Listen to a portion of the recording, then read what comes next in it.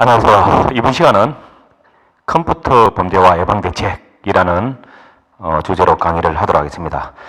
자, 이 컴퓨터 분야는 기본적인 용어에 대한 개념만 있으면 시험 문제를 충분히 풀 수 있는 문제로 제출되고 있었기 때문에 여러분 기본적인 컴퓨터 상식적인 그런 측면에서 잘 접근해 주시면 되겠죠. 자, 책을 보면서 한번 설명하게 되면 먼저 사이버 범죄에 의해서 이렇게 나옵니다. 그래서 사이버 범죄는 경찰청에서 특히 사이버 테러형 범죄와 일반 사이버 범죄로 구분하고 있다.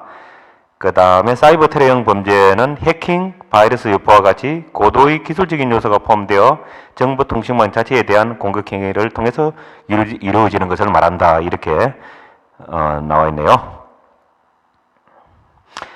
쉽게 말해서 사이버 공간이 범죄의 어떤 소단으로 이용되는 유형을 말한다 하는 그런 개념 알고 계시면 되고요. 그 사이버 범죄의 제 특성에서 나옵니다. 이거는 1, 2년에 한 번씩 나오는 출제 빈도가 높은 분야죠. 일반적인 내용이기 때문에 읽어보시면 다 알 수 있습니다. 그래서 범죄의 일반적인 수법에서 1번 컴퓨터 바이러스를 침투시키는 우리는 일반적으로 사용하는 거죠. 그 다음에 살라미 기법에서 이탈리아 어떤 소세지를 뜻하는 이야기죠. 살라미라는. 그래서 이를 정상적으로 수행하면서 관심 밖에 있는 조그마한 이익을 끌고 모으는 수법. 그러니까 이탈리아 소세지 살라미라는 것은 큰 소세지거든요. 그것을 먹기 좋게 조그만하게 쓴다는 그런 의미겠죠. 그래서 여기에서는 관심 밖에 있는 은행의 짜투리 돈, 조그만한 이자 돈 같은 것을 자기 앞으로 입금대입금하는 뭐 이런 개념이 되겠죠. 살라미 기법 알아두시면 좋고요. 그 다음에 데이터 디더링이라고 해서 데이터를 디더링을 모은다 이런 뜻이죠. 그러니까 데이터를 입력하는 동안이나 변환하는 시점에서 최종적인 입력 순간에 자료를 절취하거나 변경, 추가하는 그런 모든 행위를 말한다. 그 디더링 어떤 모은다는 거죠. did 하면. 그 다음에 트로이 목마. 너무나 잘 아는 거죠. 그리스 어떤 트로이 전쟁 때 목마에 그 30여 명의 군인을 숨겨서 침투시켰던 그런 데서 나오는 거죠. 그래서 프로그램 속에 엄밀히 범죄자만이 아는 어떤 명령물을 삽입해서 이를 범죄자가 이용하는 것을 말하는 거죠. 트로이 목마.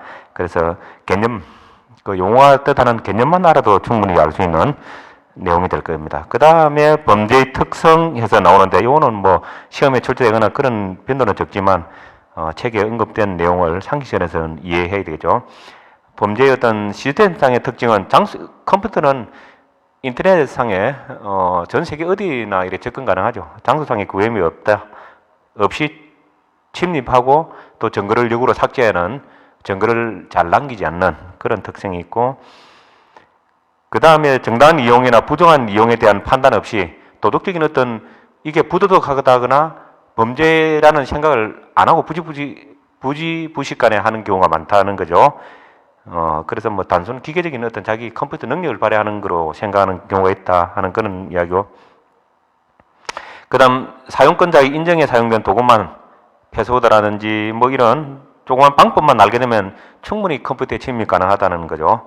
그 다음에 컴퓨터 처리 속도가 빨라서 극히 단시간에 범죄를 완성시킬 수 있다. 그래서 시간 개념이 다른 범죄와는 좀 다르다 이런 뜻이죠.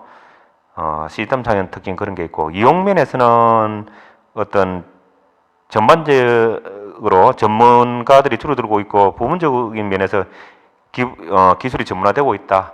기본적으로 어떤 능력, 기술이 없이는 할 수 없는 범죄가 되겠죠.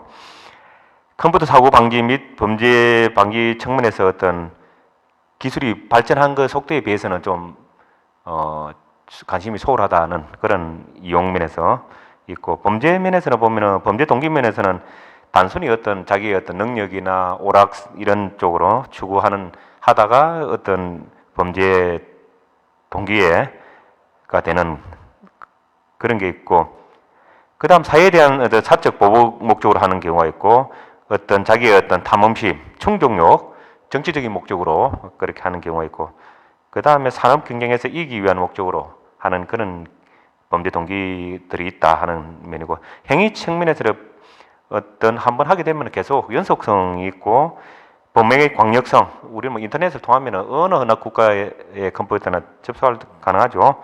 그다음 자동성, 그다음에 어떤 은밀하게 접근하고 증거를 소멸시키면은 사실 증명하기 힘들죠. 입증하기 힘들다. 그리고 내가 모르겠다, 고의가 아니다라고 하면 참 그 입증이 곤란하죠. 그런 내용들이 기술되어 있습니다. 다음 컴퓨터 범죄 유형에서 일반형과 경제범죄 이제 나와 있는데, 일반적인 거는 뭐 우리 사기, 불법 복제, 단순한 그런 거죠.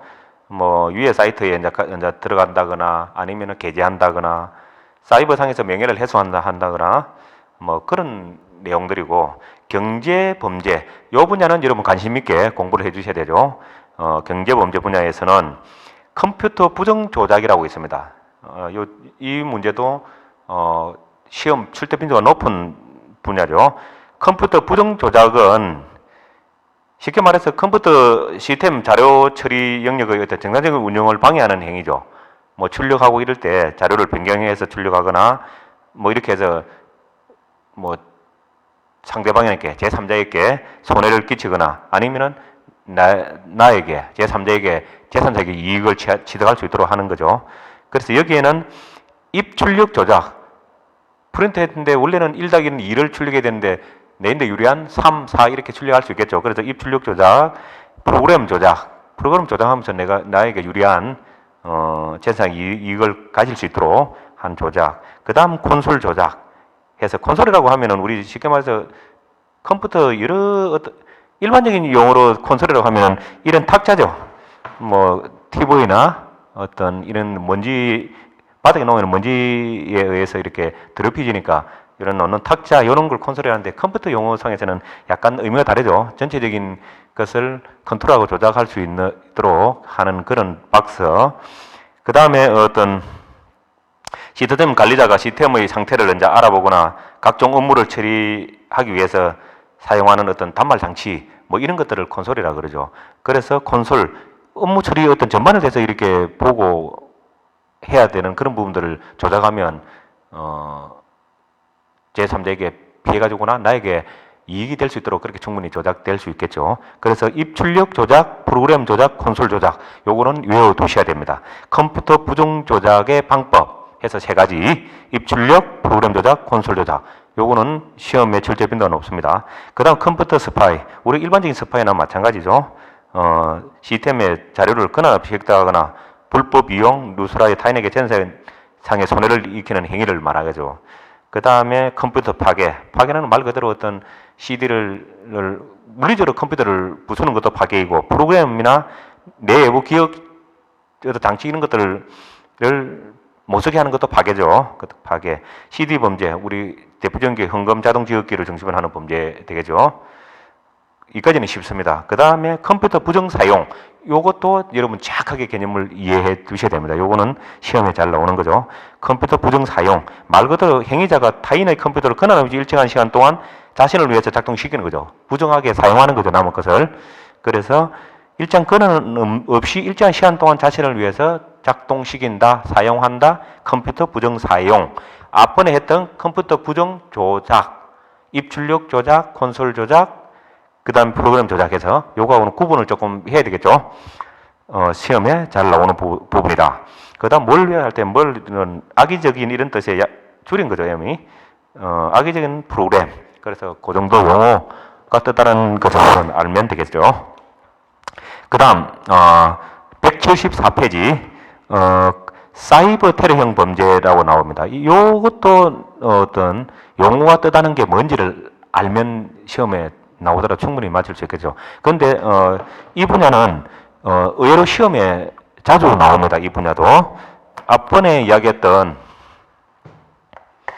경제범죄에 있어서 컴퓨터 부정 조작이라고 그랬죠. 조작을 할 때 이 조작에서 종류가 뭐냐라고 해서 시험에 잘 나온다고 그랬죠. 입출력 조작, 그 다음 콘솔 조작, 뭐 그 다음에 책이 하나 있었죠. 프로그램, 너무나 평이한 프로그램 제작. 요 3종 시험에 잘 나온다고 그랬습니다. 그 다음에 부정 사용. 그래서 조작과 사용을 좀 구분해서 생각해야 되겠다. 사용. 그래서 권한 없는 사람이 자신을 위해서 일정 시간 남의 컴퓨터를 사용하는 걸 말하죠. 요 부분은 시험에 잘 나옵니다. 그 다음에 지금 사이버 테러형, 테러형 범죄 해서 나오는데 이 부분, 세 부분이 거의 시험에 매번 나오죠. 그래서 대표적인 게 간단하게 개념만 알면 됩니다. 어려운 건 없습니다. 그냥 논리 폭탄. 쉽게 말해서 일정한 그 논리적이게 합치되게끔 조건에 맞으면 폭탄이죠. 터진다 있는 거죠. 피해를 주는 거죠. 논리 폭탄. 그 다음에 뭐 허프건. 허프할 때 H 이거는 뭡니까? 굉장히 높다는 거죠. 고출력 이런 전자파나 이런 것들을 해서 건이니까 총이죠. 쏘아서 컴퓨터를 오작동나게 하는 거, 허프건. 고출력, 뭐 이런 이야기가 나오면 허프건에 가까이죠. 물론 나중에 전자파, 고출력 전자 뭐 하는 그런 것도 있겠지만, 그 다음에 나오는 게 스팸 메일 이런 거 마시죠. 우리 솔직히 말해서 뭐 스팸 메일은 일상적으로 쓰는 용어니까요. 스팸 메일. 그 다음에 스팸 메일 이런 거는 다른 말로 정크라 그럽니까?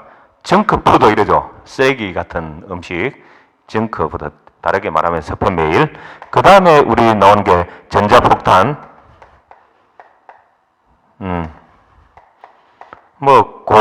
나오면 허프건에서 나오고 고출력. 전자폭탄도 마찬가지로 한 100억 와트에 해당하는 고출력 에너지를 컴퓨터에 이렇게 그 화물에서 이렇게 컴퓨터 오작동하거나 하게끔 작동 제대로 안 되게끔 하는 그런 거죠, 용어가.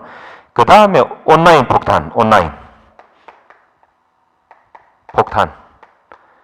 폭탄 같은 게 쉽게 말해서 대표적으로 이메일, 다량의 이메일을 한꺼번에 하면은 제대로 작동을 못 하겠죠. 소화를 시키지 없으니까.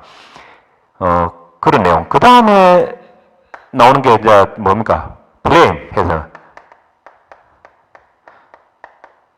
뭐, 이런 분야. 그 다음에 또 나오는 게 뭐, 스누핑.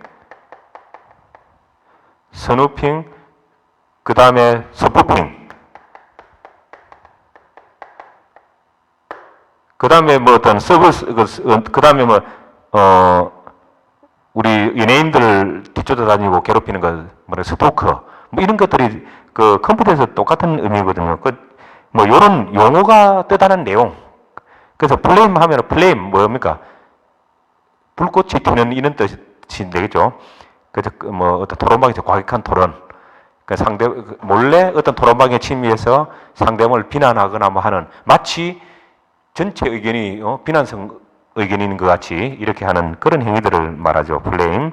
스누핑은 인터넷상에 또는 IP 정보를 몰래 가르쳐서 하는 행위를 스누핑이라고 하죠. 그 다음에 서포핑 하면은 또 어떤 의미에서 서포핑 하면 속임수 이런 의미죠. 속임수를 사용하여 마치 프로그램이 정상적으로 운영되는 거로 믿게끔 하는 그런 거죠. 서포핑. 그런 거. 그 다음에 서비스 거부. 컴퓨터의 가부화를 일으켜 정보통신 시스템을 이용하는 것을 방해하는 그런 공격 방법이죠. 그 다음에 이제 스토킹. 연예인을 못 살게 구듯이 뭐 인터넷상에서 타인의 신상 정보를 공개해서 거짓 메시지를 남겨 괴롭히는 행위. 뭐 이런 게 이제 똑같은 뭐 스토킹 이런 이야기죠. 그래서 이런 어떤 기본적인 용어와 뜻하는 의미만 알면 충분히 답을 맞힐 수 있는, 그러나 출제 빈도는 높다. 그 다음에 해킹, 우리 일반적으로 많이 말하는 해킹, 이 분야도 좀 출제 빈도 높죠. 해킹.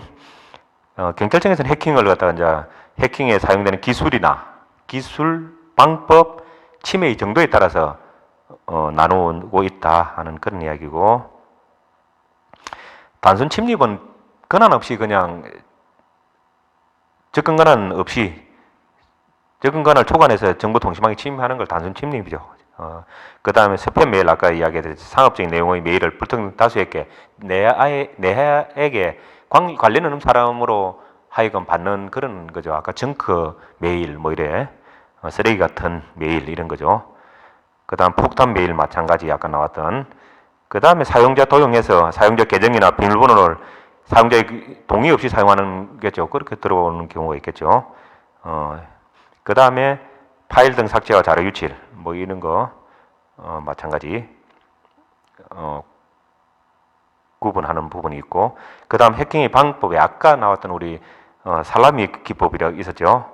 부분 장식 수법이다. 조금 어떤 짜투리 것들을 끌고 모아서 자기에게 이익이 되게끔 자기한테 오게끔 하는 그런 기법이라 그랬죠. 살라미. 그 다음에 비동기성 공격. 그래서 여기서는 쉽게 말하면 프린터 작업 지시를 예를 한번 들어보면, 프린터 작업 지시와 대조해서 지시사항이 없으면, 지시사항이 없는데 그 중간에 끼어들어서 프린터를 마치 해서 한 기록이 있는, 그러면은 그게 뭔가 중간에 누군가 끼어드는 거죠. 문제가 있는 거죠. 비동기성 공격. 버프 오버플로라는 것도 있고, 메모리를 다루는 데에 오류가 발생하여 잘못된 동작을 하는 어떤 프로그램 취약점을 이용하는 이런 부분들이죠. 그 다음에 트로이 목마, 아까 얘기했듯이 몰래 우리 큰 목마에 군인 30여 명을 잠복시켜서 놔두었더니만은 그거를 전쟁의 어떤 승리, 전리품으로 생각하고 성안으로 끌어들이죠. 성안으로 끌어들여서 두었을 때 몰래 숨어있던 군인들이 나와서 성문을 열어주고 해서 거기에서 나오는 거죠. 트로이 목마하면 몰래 숨어드는, 상대방이 눈치지 못하게 몰래 숨어드는 것으로 정상적인 프로그램의 부정 루틴이나 명령어를 삽입시켜서 이제 정상적인 작업을 수행하나 부정 결과를 나오게 하는 그런 어떤 거죠. 그 다음에 샌드 메일 버그라고 했죠. 샌드 메일 버그는 말하면 샌드 어떤 보안상의 허점이 발견되면 그 옆에 대단히 크게 이제 나오겠죠. 샌드는 메일 전송 프로그램이죠. 샌드 보내는, 샌드 하면은 보낸다는 이런 뜻이니까요. 샌드 메일 버그. 그 다음에 쓰레기 주워 모으기. 이거는 뭐 말 그대로 뭐 우리가 작업하다가 버렸던 데이터 수위 등에 버려놓으면 그게 주소도 나올 것이고 각종 데이터들이 나오겠죠. 그런 것들 주워 모은다는 거죠. 그 다음에 자료의 부정 변개해서 나옵니다. 자료를 코드로 바꾸면서 다른 것으로 바꾸치게 하는 수법이죠. 부정 변개, 바꾼다는 뜻이죠. 그 다음에 패킷 스니프링이라고 이제 나와 있네요. 네트워크 모니터링 툴을 이용해 네트워크 내에 돌아다니는 패킷의 내용을 분석해 정보를 알아내는 거죠. 그런 거고. 그 다음 트랩도어라고 있네요. 이제 비밀 통로 이런 뜻이죠. 통로를 이용하는 거 도어가 있으니까 프로그램 내에 일종의 비밀 통로를 만들어서 자신만이 떠나갈 수 있게 해서 자료를 그 통로를 통해서 빼내는 거, 트랩도어 이런 거죠. 그다음 슈퍼 제핑, 컴퓨터 당시에 비상용으로 쓰는 어떤 프로그램이 어떤 잽이죠.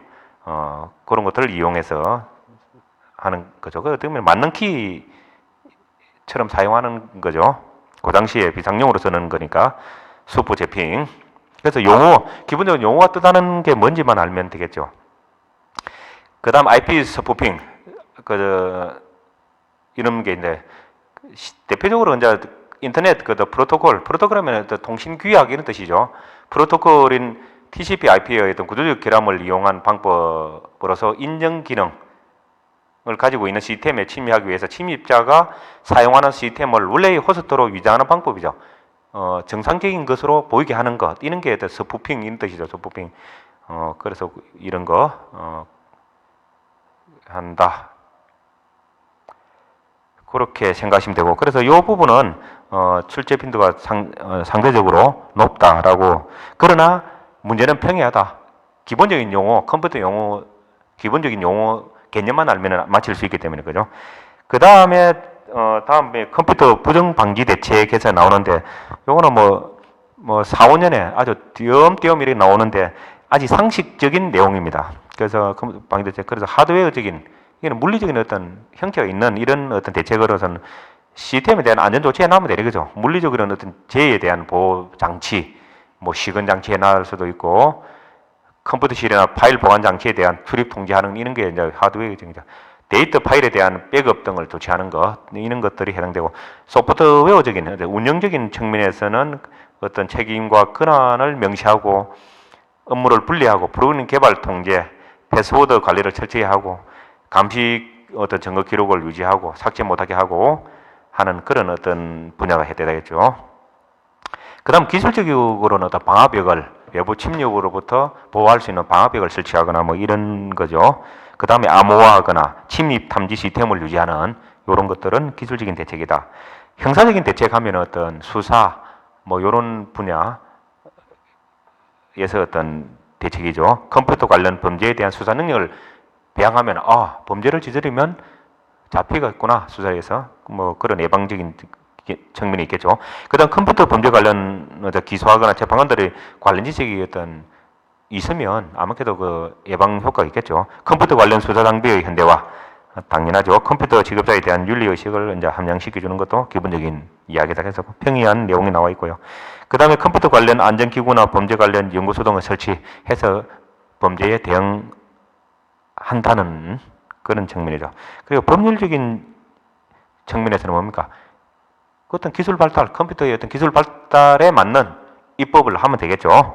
그다음 컴퓨터 관련 범죄에 대한 형량을 강화하고 뭐 하는 이런 거죠. 그래서 일반적인 내용들이 나와 있습니다. 자, 시험 문제 보면 179페이지입니다. 1번 정보 보호에 관한 기본 원칙으로 옳지 않은 것은 되어 있습니다. 그래서 쭉 읽어보면 다 옳은 내용이라는 뜻이겠죠. 그래서 2번 정보 시스템 보안은 시간이 경과하더라도 주기적인 재평가가 요구되지 않는다. 어떤 컴퓨터뿐만 아니라 어떤 업무든 실행이 있었으면 거기에 대한 피드백 시켜서 평가한다 하는 것은 기본적인 내용이죠. 2번 컴퓨터 범죄에 대한 설명 중 틀린 것은 나머지 2, 3, 4번은 여러분 읽어서 숙지하시고요. 1번 자신의 실력을 과시하기 위하여 중소기업체 시스템으로 들어가 데이터를 보는 것은 컴퓨터 범죄를 볼 수 없다? 아니죠. 중소기업이 됐든 대기업이 됐든 개인이 됐든 어떤 사람에 대해서 권한 없이 들어가서 어떤 컴퓨터를 보거나 자료를 이용하거나 변화시키거나 하는 것은 다 범죄 행위가 되겠죠. 자, 그 다음에 쭉 넘어가서 4번 다음 설명에 부합되는 용어 이야기하시죠. 기본적인 용어에 대한 개념만 있어도 문제가 해결된다라고 했죠. 그래서 박스 안에 읽어보면 컴퓨터를 이용한 정보통신은 이것을 통해 이루어진다라고 했죠. 네트워킹 용어로서 논리적인 접점을 말한다. 접점을 말하면 뭡니까? 어떤 포트 이런 개념이 나오겠죠. 접점을 말하는 네트워크 워킹상에서 특정 통신 경로에 할당된 번호라고 할 수 있다.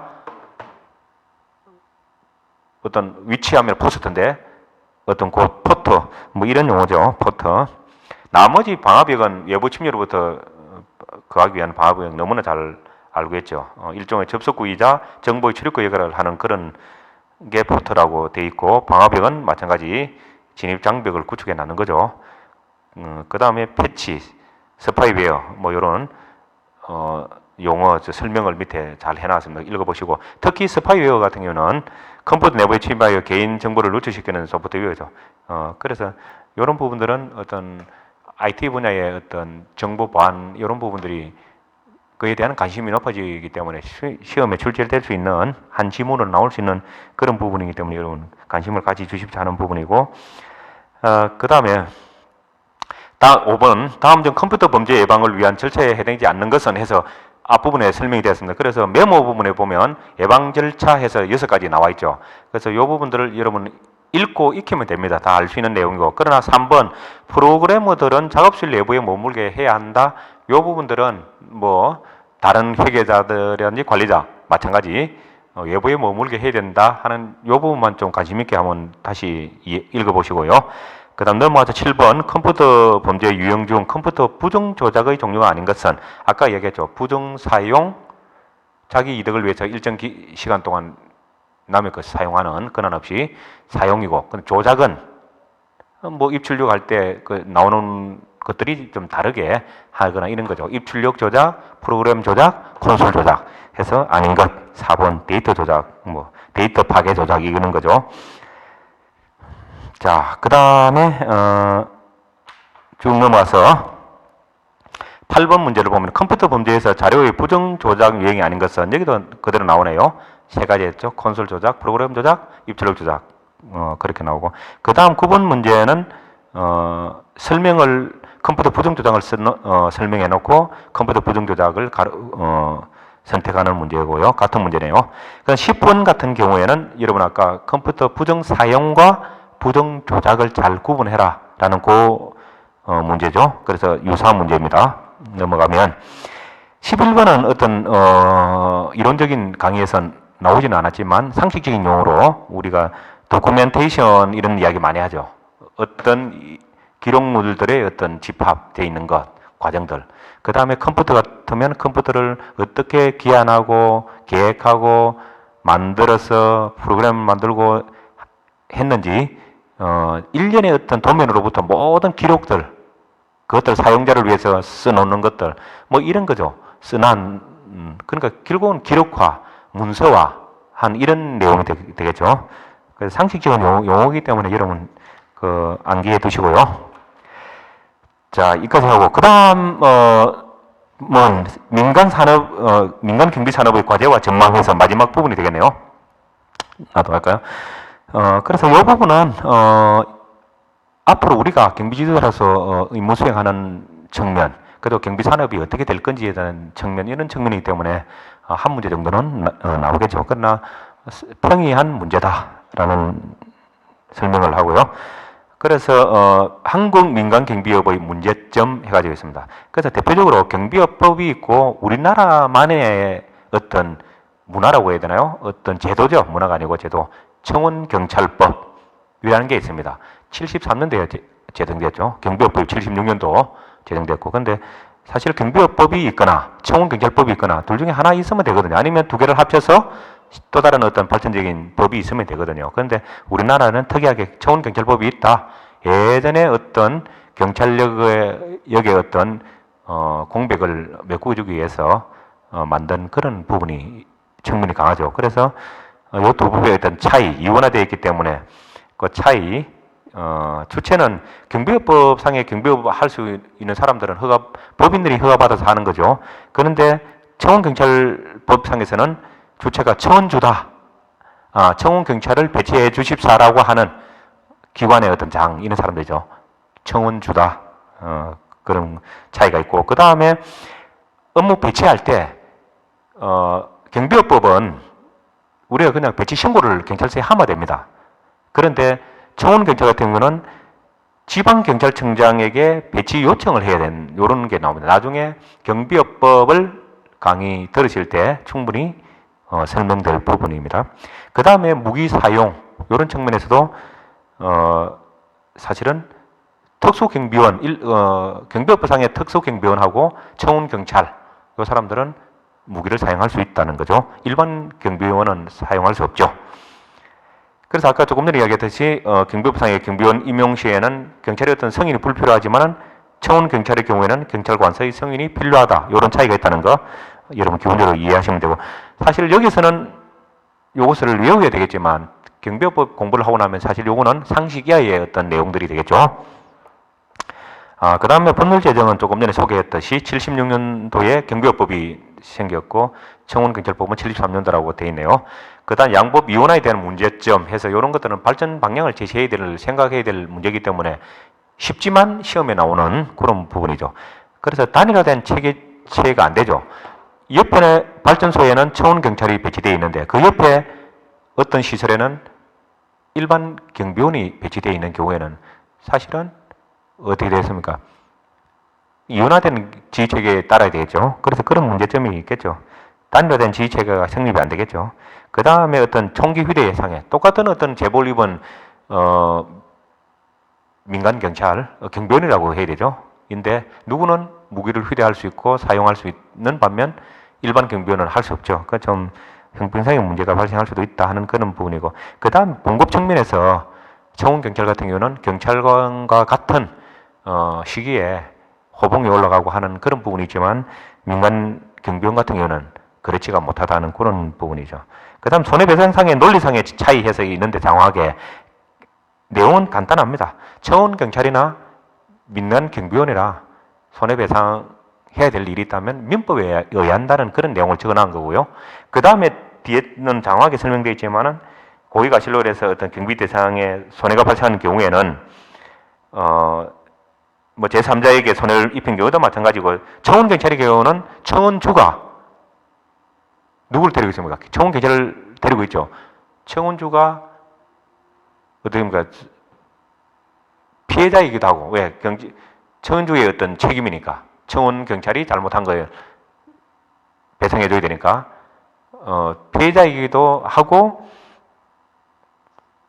정말 두 가지 다 주체가 되는 거죠. 그러다 보니까 실질적으로 청원경찰이 잘못했을 때는 인사상의 어떤 조치, 그만두게 하거나 다른 데 보내거나 하는 조치만 할 수 있지 사실은 딱히 어떤 제재를 하기에는 제한이 되겠죠. 그러나 일반 경비업법상에서 경비 어떤 아웃소싱 하는 때는 계약에 의해서 그 계약상에 구체적으로 어떤 책임일 때는 어떤 책임을 진다, 누구에 의해서 책임진다는 그런 부분들이 세부적으로 기술되어 있다. 이런 차이는 있다는 그런 이야기죠.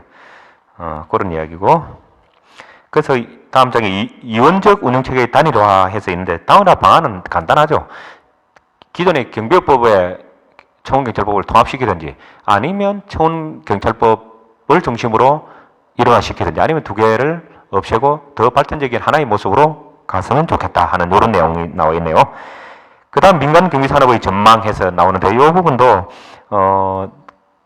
간혹 시험에는 나오죠. 그러나 굉장히 상식적인 이야기인데 민간 경비 산업이 양적으로 굉장히 발전하고 있다. 그것은 인적 경비 보다는 기계 경비 쪽으로 발전이 해 가야 된다. 그러나 현재는 기계 경비는 인적 경비보다는 그렇게 월등히 나은 그런 영역을 점하지는 않는다는 그런 이야기들이죠. 그렇다.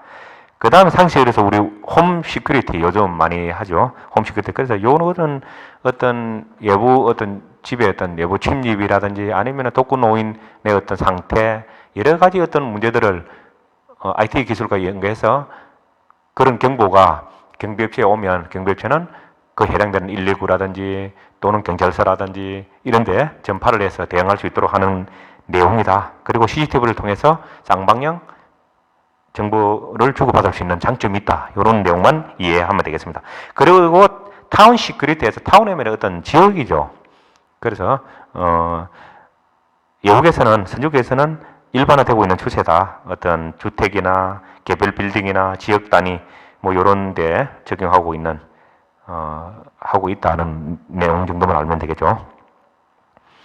그 다음에 경찰과 어떤 민간 경비 뭐 이런 부분이 협력 방법 체계를 어떻게 구축할 것이냐 하는 그런 부분인 거죠. 그래서 서로 동반자적인 의식을 가져야 되겠다.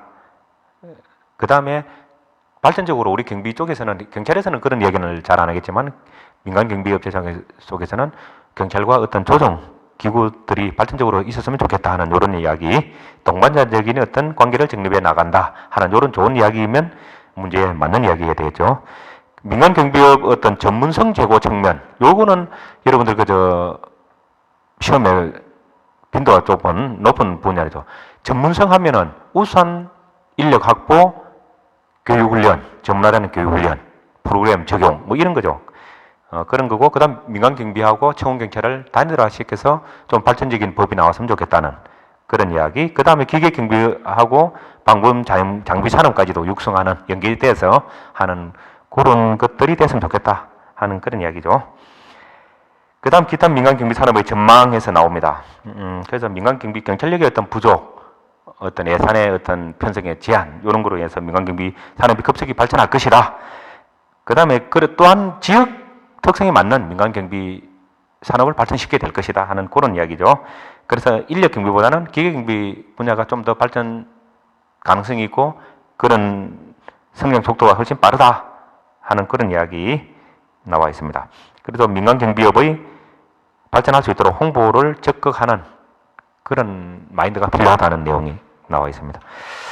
자, 그렇게 해서 민간 경비 산업의 과제와 전망 이 부분에 대해서 문제풀이를 한번 해보면요.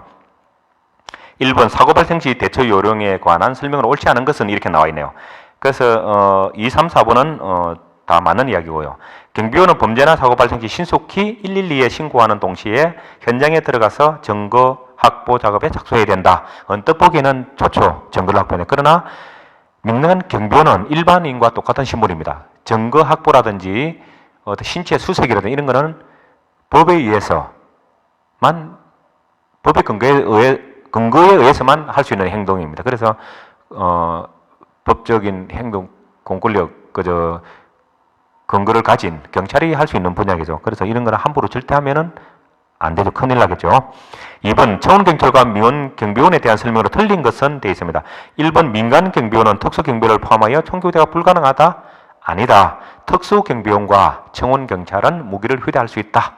특정한 경우에 메모에 나와 있네요. 경비업법 제14조 제8항 이러한 경우에는 무기를 사용할 수 있다.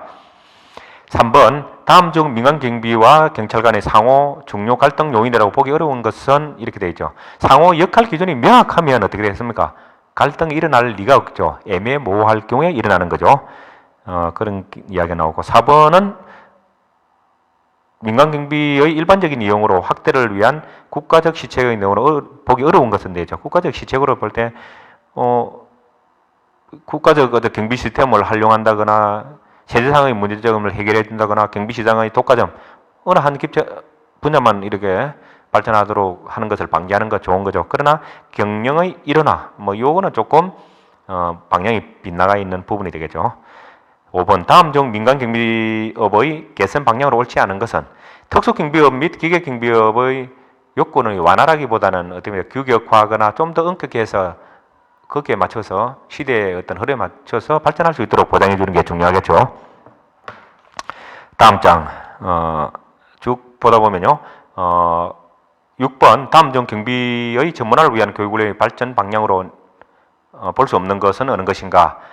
사실 범죄 예방 능력을 강화시키고 능력 개발 프로그램을 적용한다거나 직무에 대한 올바른 이해를 시키면 교육훈련이 잘 되겠죠. 그러나 인간성 유저의 전인적인 교육 지향이라는데 요거는 어떤 도덕성이라든지 이런 부분에 해당되어 있지만은 1, 2, 3번보다는 상대적으로는 교육훈련하고는 약간 거리가 있는 완전 틀렸다라고 볼 수 없지만 상대적으로는 조금 거리가 있는 내용이죠. 그 다음 7번 경비업법상 경비원이 후대할 수 있는 장비에 해당하지 않는 것은 이거는 경비업법에서 시험에 나올 수 있는 문제고 민간 경비원에서도 시험에 간간히 나오는 문제죠. 그래서 이거는 법에 시행규칙에 나와 있는 별표에 나와 있는 내용입니다. 그래서 목금은 없습니다. 경적, 단봉, 분사기, 안전방패, 무전기, 안전모, 방검복까지는 규정되어 있죠. 그래서 목금은 아니다. 그 다음에 다음 중 청원경찰의 신분에 대하여 틀린 내용은 어느 것인가? 청원경찰은 형법 등의 법의 정시에는 공무로 보지 않는다. 임무 수행할 때만 공문으로 본다. 이렇게 돼 있었죠. 그래서 2번이 틀리다. 자, 9번 다음은 청원경찰과 민간경비의 내용 중 옳지 않은 것은 되어 있습니다. 민간경비원은 어떠한 경우에도 무기 휴대가 불가능하다. 아니다. 민간경비의 범위 안에는 일반 경비원이 있는가 하면 특수경비원도 포함되어 있죠. 그래서 특수경비원은 무기를 휴대할 수 있다 하는 개념을 정확하게 알고 계시면 되겠죠. 다음 10번의 내용 같은 경우는 청원경찰이 국가기관 또는 지방공공단체 등에서만 근무 시 불법 행위로 인한 타인의 손해 발생 시에 올바른 손해배상의 내용은 어느 것입니까? 우리 일반적으로 손해배상의 내용이 무엇인가 이걸 물어보는 거죠. 그래서 우리 아까 이야기했던 시설주인 청원주가 손해배상 책임의 당사자인 동시에 피해자로 볼 수 있다. 청원주가 청원경찰을 배치를 지방경찰청에 요청하는 거죠. 하고 있기 때문에 어떻습니까? 당사자기 청원주 어떤 책임이기 때문에 청원경찰이 잘못한 것은 그 당사자인 청인자의 책임이죠. 그래서 책임이고 그렇기 때문에 청원경찰이 잘못함으로 해서 주체이기도 하지만 피해자일 수도 있겠죠. 잘못한 것. 그래서 그 내용은 법에 그대로 나와 있는 내용이기 때문에 이해하시면 되고요. 11번 다음 중 경비업자의 손해배상에 대한 내용 중 틀린 것은 되어 있습니다. 경비업자는 경비원이 업무 수행 중 과실로 제3자에게 입힌 손해는 상대방이든 제3자에게 입힌 손해는 다 배상해야 한다라고 되어 있죠. 그래서 필요가 없다라고 되어 있는 4번이 답이겠죠. 12번 다음 중 최근의 경비업법의 내용으로 보기 어려운 것은 이렇게 되어 있습니다. 우리 경비업법의 손해배상에 관한 규정이 나중에 경비업법을 배우면 나오겠지만은 한 항목으로 장으로 해서 반영이 되어 있습니다. 그래서 삭제되었다? 그게 아니죠. 자, 그 다음에 마지막 문제인가요? 13번이네요. 다음 중 청운경찰과 경비의 이원적 운용체계에 따른 문제점이라고 보기 어려운 것은 이렇게 되어 있습니다. 청운경찰하고 민간 경비업법이 두 개 있는, 그래서 청운경찰과 일반 경비원 모두 총기 사용에 따른 훈련 부족으로 사고가 빈번하다는 것은 빈번할 수는 없겠지만 그것까지는 수긍할 수 있지만 사실은 일반 경비원은 총기를 휴대할 수 없다. 그래서 훈련 부족으로 총기 사고가 빈번하다 할 수가 없죠. 총기 자체를 사용하지 않기 때문에. 그래서 2번, 13번의 2번이 답이 되겠습니다. 자, 오늘 여기까지 해서 컴퓨터 범죄 예방 대책, 그 다음에 경비업법의 어떤 발전 전망, 이런 부분에 대해서 알아보았습니다. 오늘 강의는 여기까지입니다.